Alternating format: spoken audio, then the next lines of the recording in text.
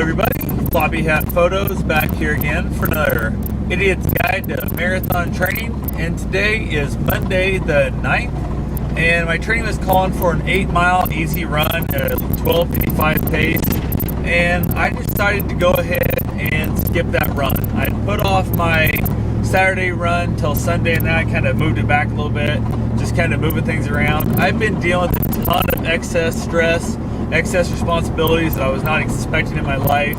My father's health with his cancer went to hell real quick. My brother convinced him to move in town with him and his wife, and she ended up with her lupus flare-up. She's in the hospital, and I got a call on just the other morning stating the fact that my father was looking to get put in respite health care because he didn't feel like he was getting any care where he was at my brother's house.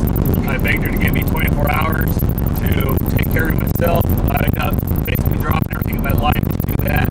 So I ended up moving my father back out to his farm, but I moved him myself, took care of everything I could, did the best I could, all that good stuff. He was down there for a whopping 12 hours. We decided that he wasn't going to give me a chance at it. I think he was so gun shy with being abandoned and pretty much at my brother's house that he wanted out of that farmhouse as quick as he could.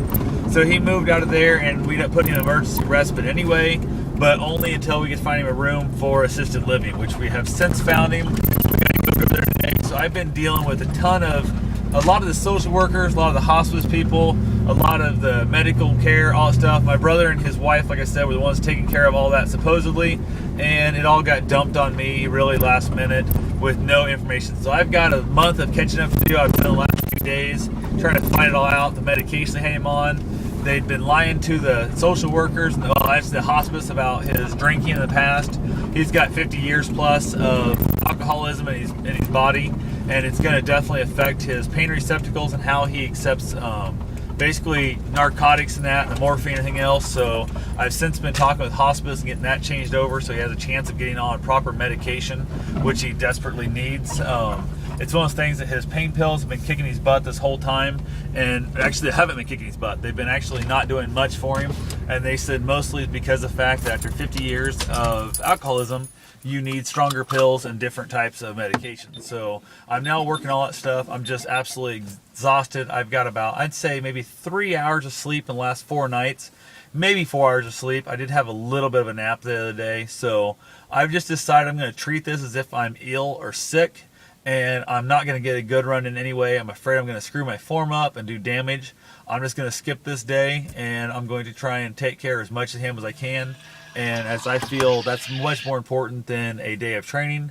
I know I could run a marathon, well, not tomorrow with lack of sleep, but I'd be prepared by the weekend if I had to. I could run a marathon. It's all mind over matter. I've ran 20 miles already, so I desperately know that right now my legs will take it.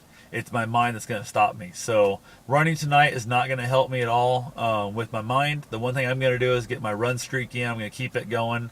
I'll go out and run at least a mile. That's not a big deal. I've actually done it a couple times where I've not even bothered changing clothes or shoes. I just ran in what I had, grabbed my GPS watch, and hit the road. So a single mile anymore is nothing to me. So I'm going to go ahead and at least get that knocked out. Plus it's good for my dog. Let him get his mile outside, running and walking, that kind of thing too. So if you guys got anything going on, whether it be sickness, illness, just overall stress in your life, all that crap, don't sweat it. Take the day off. Just give yourself a break from it. And basically, if you miss, I can miss this whole week of training and it would not affect my final outcome. So I'm 100% good. I'm 100% confident I'm going to make this marathon. I'm going to kick its ass. And right now, even though I don't want to think about it that way, I got to take care of my father. It's much more important, even though it's a man that's been estranged from me about 15 years, wouldn't speak to me and all that. I'm stuck back doing it. So regardless of what's going on, family comes way before marathon training. So I'll talk to you guys later. Have yourself a safe and wonderful day. If you're not healthy or you got too much stress, you don't have enough sleep in your life, don't bother lacing up your shoes. Don't go get your run on. Stay home, relax, and get some sleep. So I'll talk to you guys later. Take care.